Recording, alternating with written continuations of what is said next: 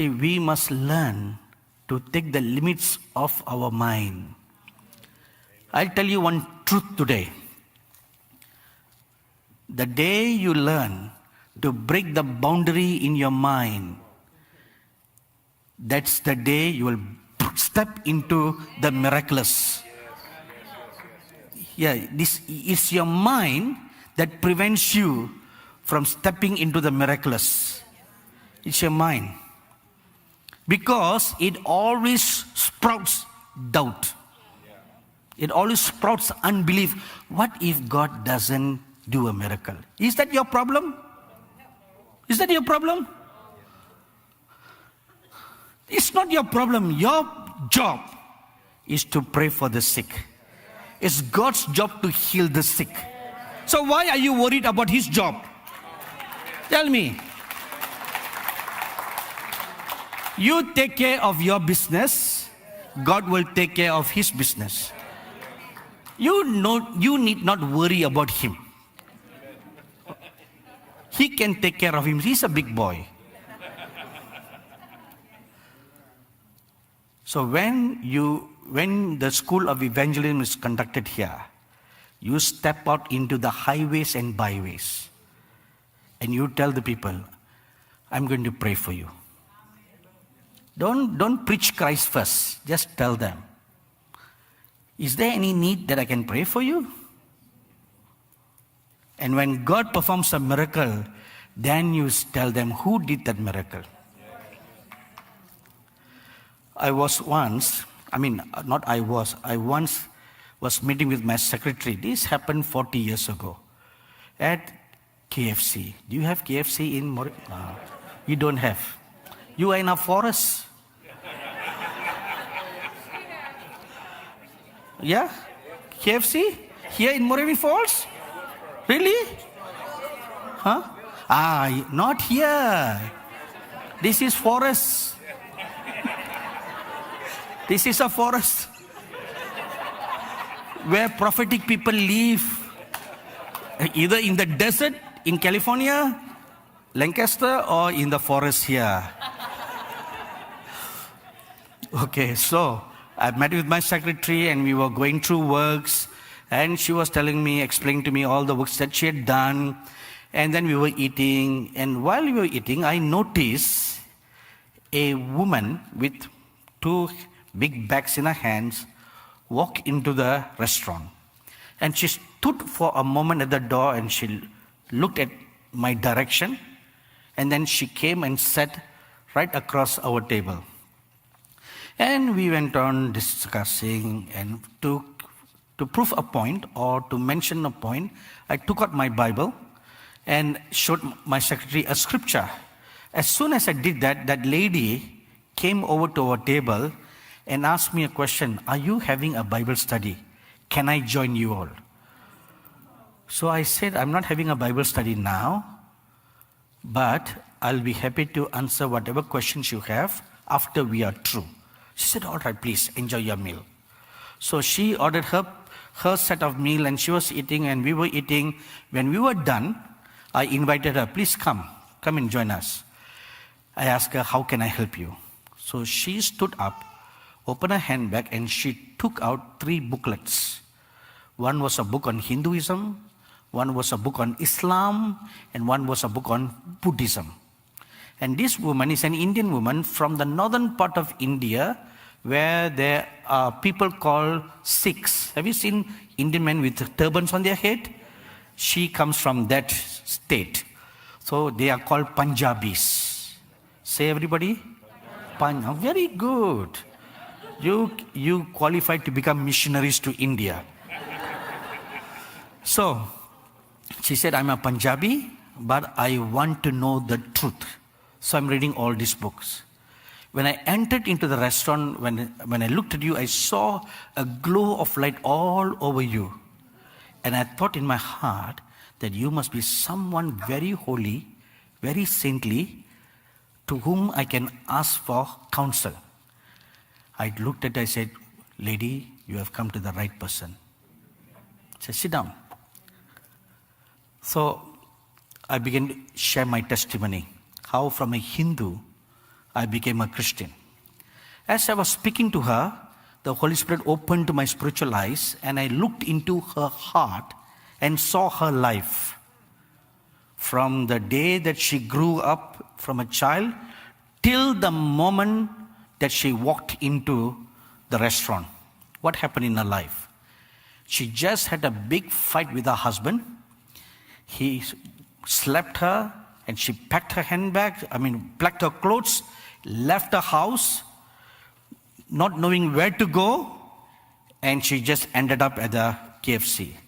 When I described all that, she cried and she cried and she cried, and she asked me, how do you know?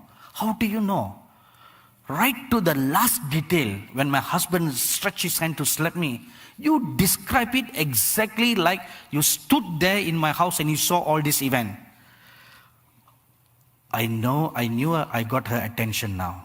So I asked her, have you seen me in your life before? She said, no. Do you think I have seen you? She said, no chance. Then how did I know all this? She said, that's what I'm asking you. How do you know? I said, there is a God called Jesus Christ. He knows all about your life. And I explained to her about the Lord Jesus Christ. And right there in KFC, she accepted Jesus Christ as a Savior. Not in a church, right there, in the highways and in the byways. She accepted the Lord Jesus Christ as a Savior. So you need the gifts of the Holy Spirit. Not just the preaching of the word, but the accompanying signs and wonders and miracles. When you step out by faith, when you stretch your hand by faith, miracles will take place. Amen. All you have to do is one thing. Crucify this dumb brain. Crucify it. Refuse to entertain any unbelief. Just say in your heart, Lord, I'm going to obey your word. I'm going to lay hands on the sick and pray for them. And it's your job to heal the sick. Amen. Amen. One of your church member, who's the wife of the youth leader, she's a Bhutanese girl from DK, right? Where is she? Kanchachuri. Where is she? Far away in the nursery. Okay, far away. Every person I called, they are nowhere. It's okay, it's okay. You know, when I first went to her country, she was a 5-year-old girl. When I spoke in her church, she was a 5-year-old girl who saw me when I came to her church, and she narrated the incident to me when the first night that I came, and she cooked for me. And she grew up attending all our youth conferences in India, got filled in the Holy Spirit, got charged up in the Spirit, received the fire of God in our meetings. So today I have an investment in your church.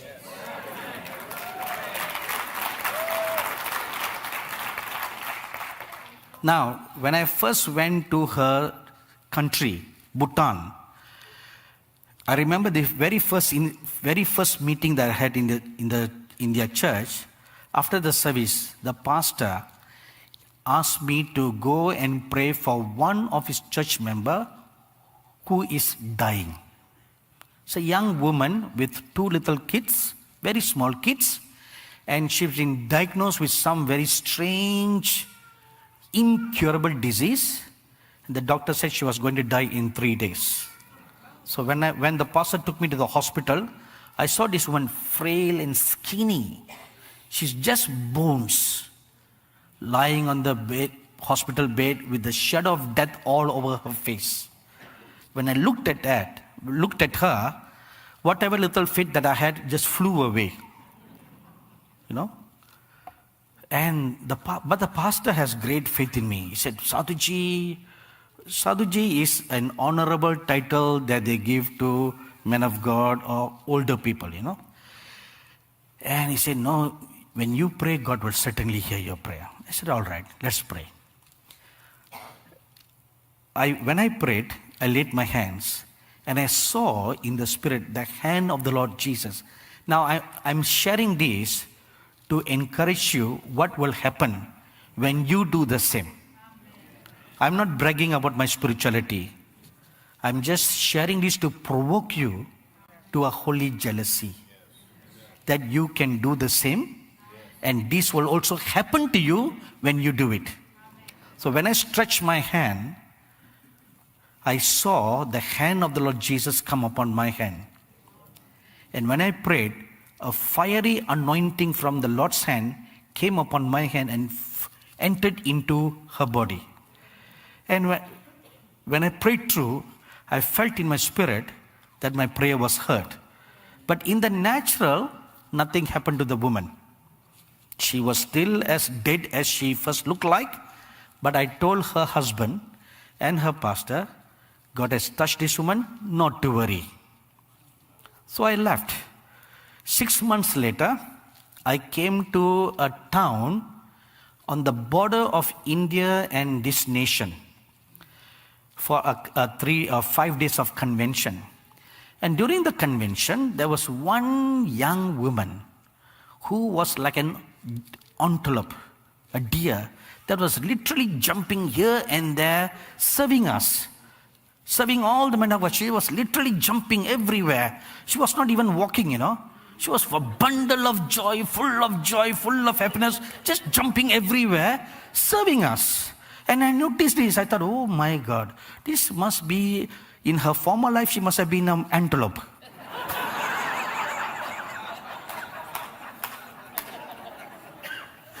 Now, don't go out saying that I believe. Don't quote me out of context. Don't cut that portion and post on YouTube. Today's Christians are good at all that, right?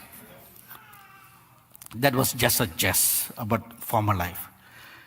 And about 2 days later, the senior pastor who invited me to the convention, while we were eating, this woman was still running around serving everyone. He asked me, do you recognize that lady? I said, no.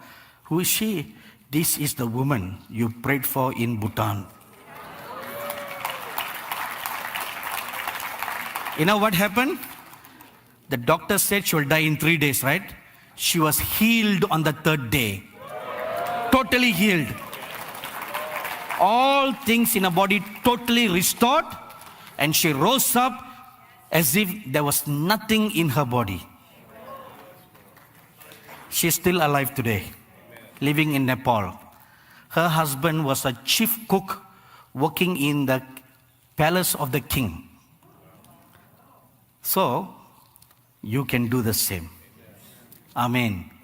So when you go out after the school of evangelism, don't just hear and do nothing. You need to go out into the highways and byways, knock on people's doors and say, is there anything that I can pray for you all?